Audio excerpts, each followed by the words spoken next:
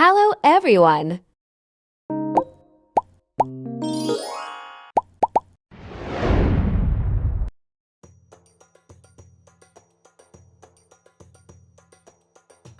Assalamualaikum warahmatullahi wabarakatuh. Halo semuanya. Sedikit saya ingin menjelaskan mengenai karakteristik. Namun di karakteristik ini pasti setiap orang memiliki kepribadiannya yang berbeda-beda. Bisa kita lihat karakteristik ini dari suku, budaya, dan lain-lain sebagainya. Nah, oleh karena itu kami dari kelompok 6 yang beranggotakan 4 orang akan menjelaskan mengenai karakteristik budaya Minangkabau dan karakteristik budaya Jawa. Baik, tak kenal maka tak sayang maka tak cinta, maka perkenalkan anggota kelompok dari kelompok 6 yang terdiri dari 4 orang, yaitu ada Agustin Ade Putra, Umar Farid, Usfi Hanisa, dan saya sendiri Mas Mira Mariuni. Baik, langsung saja saya di sini akan menjelaskan mengenai karakteristik budaya Minangkabau. Nah, teman-teman, sedikit saya ingin menjelaskan mengenai karakteristik orang Minangkabau. Nah, yang perlu kita ketahui, orang Minangkabau ini secara umumnya sangat sopan dan ramah, dan mereka hampir 99% menganut agama Islam. Nah, oleh karena itu teman-teman, mereka juga tipikal orang yang merantau. Nah, mereka itu bisa saja merantau keluar kota, contohnya seperti ke Jakarta, ke Jambi, dan lain sebagainya. Nah, tak hanya di situ saja, mereka juga sering merantau ke luar negeri, seperti tetangga kita yaitu Malaysia dan Singapura. Nah, teman-teman, selain itu, Minangkabau juga mengajarkan kita mengenai filsafat. Banyak sekali filsafat yang telah dia berikan, dan ada beberapa yang harus kita ketahui dari filsafat tersebut.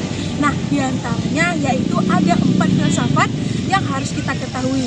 Nah, yaitu adalah yang pertama ada alam tak kembang jadi guru. Orang Minangkabau memiliki filosofi alam tak kembang jadi guru.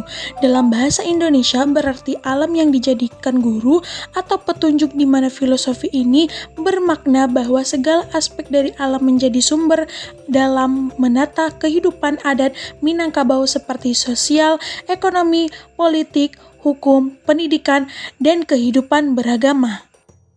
Lalu yang kedua, duduk samo rendah, tagak samo tinggi. Orang Minangkabau memiliki pandangan hidup bahwa seseorang secara individual atau berkelompok adalah setara dengan individu atau kelompok lain, hanya berbeda kadar dan peran, bukan derajat.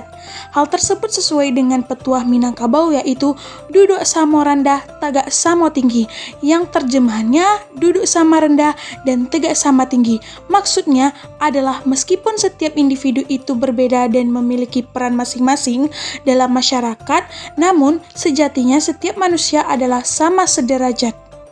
Lalu yang ketiga, basilang kayu dalam tungku, baitu api mako kakai dui, baitu nasi mako kamasa.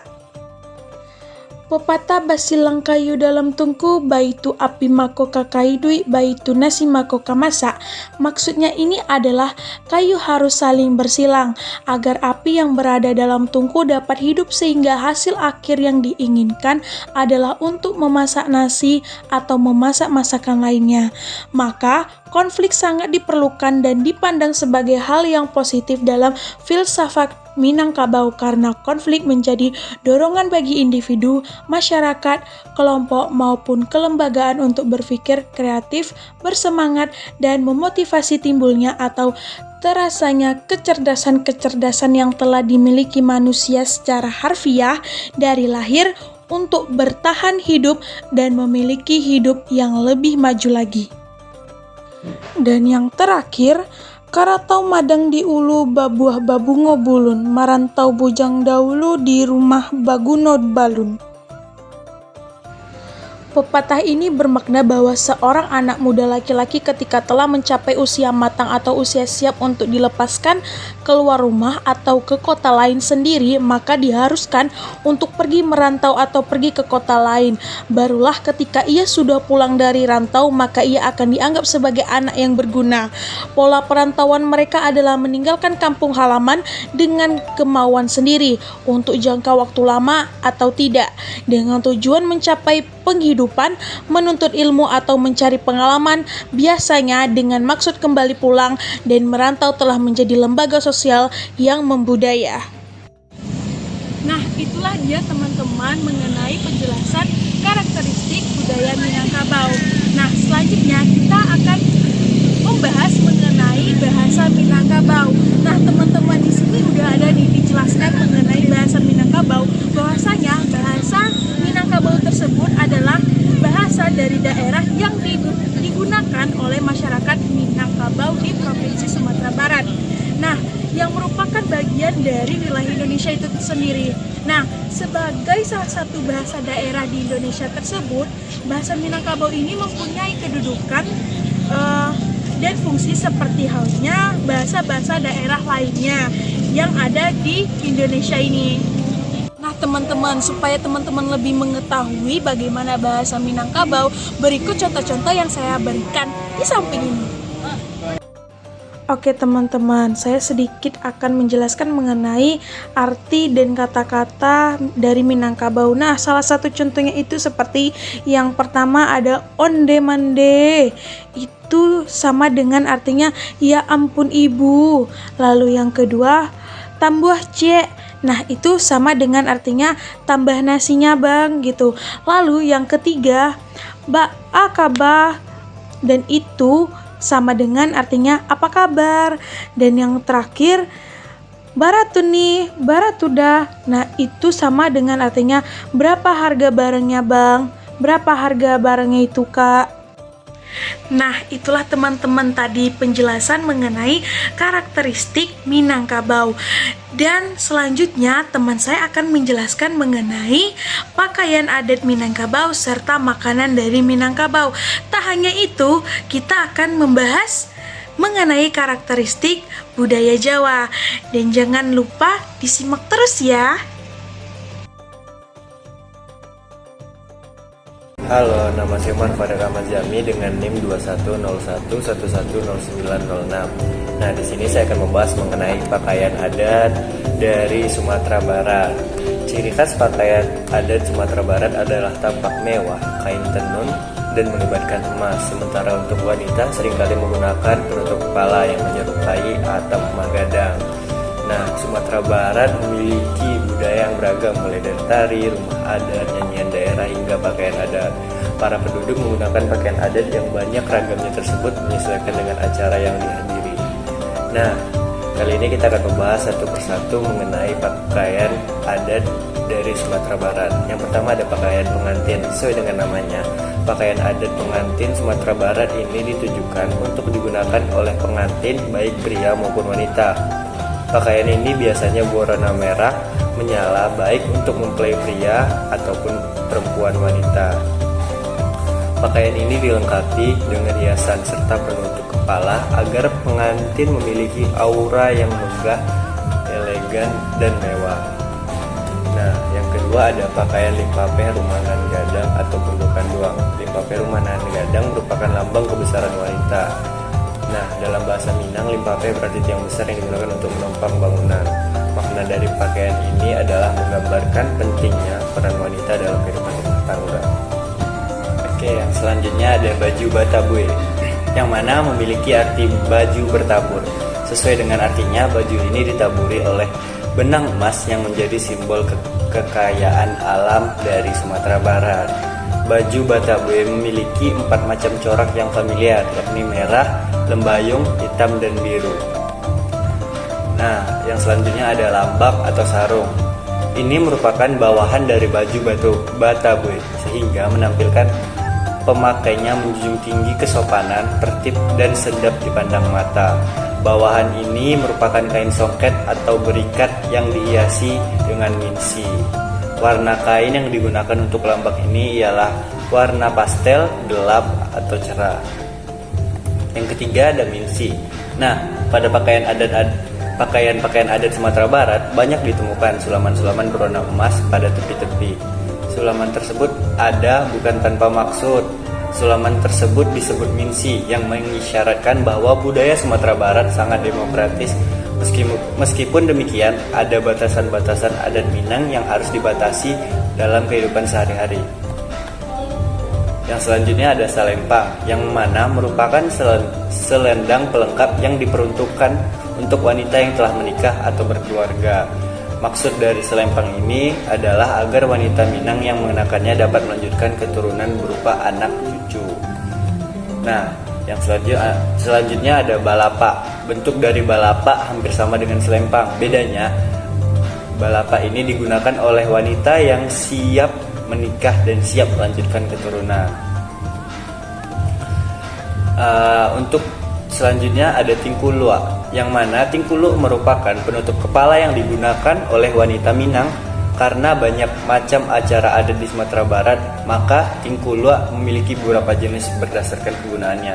Setidaknya ada 6 jenis tingkuluk yang banyak dikenal. Yang pertama, tingkuluk tanduk.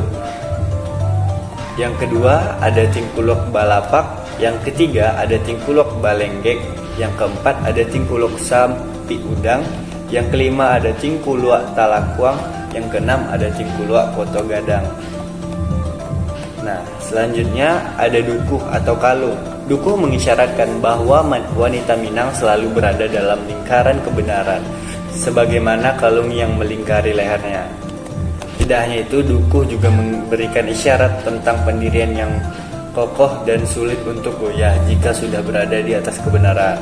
Selanjutnya ada gelang atau biasa disebut galang di sana ya teman-teman. Nah, galang yang melingkar di pergelangan tangan memberikan isyarat bahwa semua hal ada batasnya. Lebih jelasnya, dalam melakukan sesuatu, seseorang harus mengerti batas kemampuannya. Selanjutnya pakaian penghulu. Pakaian penghulu merupakan pakaian adat Minang yang digunakan oleh kaum pria.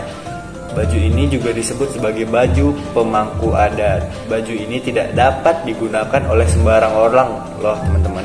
Nah, ada juga tata cara tertentu agar dapat menggunakannya. Zaman dulu, pakaian ini hanya boleh digunakan oleh kepala suku. Baju penghulu sendiri memiliki warna hitam yang melambangkan ketegasan dan kepemimpinan. Kaum pria merupakan pemimpin wanita. Di samping itu, karena baju ini hanya boleh digunakan oleh kepala suku, maka baju ini juga melambangkan kepemimpinan suku. Namun di zaman sekarang, pakaian ini bisa juga digunakan oleh mempelai pria saat menikah. Nah, ada beberapa pelengkap baju penghulu. Yang pertama ialah deta atau destar, yang mana ini merupakan penutup kepala yang digunakan oleh laki-laki Minang saat mereka mengenakan pakaian tradisional Minang. Yang selanjutnya ada sasampiang, yang mana merupakan kain songket yang berupa selendang yang dikenakan di bahu oleh pria dengan cara menyilang. Sesampiang ini memiliki makna seorang pria hendaknya memiliki ilmu pengetahuan dan kebenaran atau keberanian sehingga mereka dapat memimpin dengan baik. Yang selanjutnya ada sandang, yang mana merupakan ikat pinggang yang juga digunakan oleh pria Minang yang mengartikan ikatan persaudaraan sesama orang Minang dimanapun berada. Sandang ini berupa kain berwarna merah. Selanjutnya ada cawe, yang mana cawe merupakan celana longgar yang dipakai oleh kaum pria.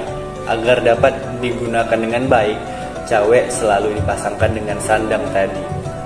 Selanjutnya ada tungke, yang mana tungke merupakan tongkat yang digenggam dengan tangan kanan dan memiliki makna bahwa yang membawanya adalah orang yang harus bertanggung jawab dan amanah.